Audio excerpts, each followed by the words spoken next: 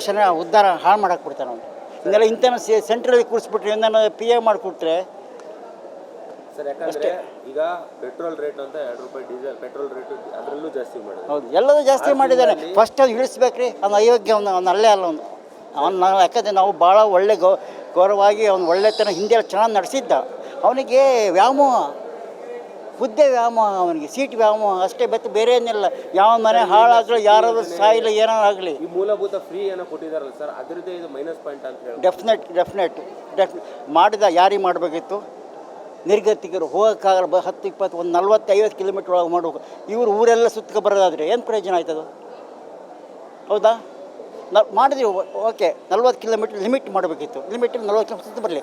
Official ಹೋಗೋರು, ಊರಿಗೆ ಬರೋ, ಆಸ್ಪತ್ರೆ ಹೋಗೋರು ಅಲ್ವಾ, ಆ ವ್ಯವಸ್ಥೆ ಮಾಡಬೇಕು. ಶಕ್ತಿ ಯೋಜನೆ ಮಾಡಿದ್ರೆ ಬಿಡಿ, ಇದು ಮಾಡಿದಾರೇನೋ ಗೃಹಲಕ್ಷ್ಮಿ ಬಡವರಿಗೆ ಸಿಗ್ತದೆ ಗೊತ್ತಿಲ್ಲ. ಅದು ಕಿತ್ತಿಗೆ ಬಿಸಾಕಲಿ, ಅದು ಅದೇ ಕೊಟ್ಬಿಡ್ಬೇಕಾರೆ ಬಡವರಿಗೆ ಅಲ್ವಾ. ಯಾವುದು ಬೇಡ ಬಿಸಾಕಿರಿ, ಆರಾಮಾಗಿ ತಿನ್ಕ ಊಟ ಮಾಡ್ತಿರ್ತಾರೆ ಜನಗಳಿಗೆ ಅಲ್ವಾ. ಮತ್ತು ಇನ್ನೇನು ಬೇಕು ಹೇಳಿ?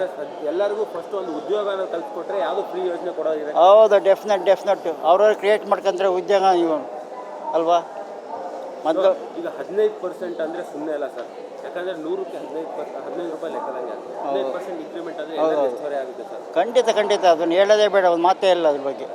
ಫಸ್ಟ್ ಅವ್ನು ಇಳಿಸ್ಬೇಕ್ರಿ, ಅನ್ಲಾಯ್ಕ್ ಅಷ್ಟೇ. ಅವ್ನು ಬಾಯಿಗೆ ಬಂದಾಗ ಮಾತಾಡ್ತಾರೆ, ಹೊಲ್ಸು ಮಾತಾಡ್ತಾರೆ, ಏನೋ ಮಾತಾಡೋದು ಅವ್ನು ಮಾತಾಡಿ ನಿಂತರೆ ಹಿಂಗೆ ಅಂತಾರೆ, ಕೂತ್ಕೊಳ್ಳೋಂತಂದರೆ ಅವ್ನು ನಮ್ಮ ಹತ್ರ ಮಾತ್ರ ಅವಕಾಶ ಕೊಟ್ಟು ಮಾತಾಡ್ತೀವಿ.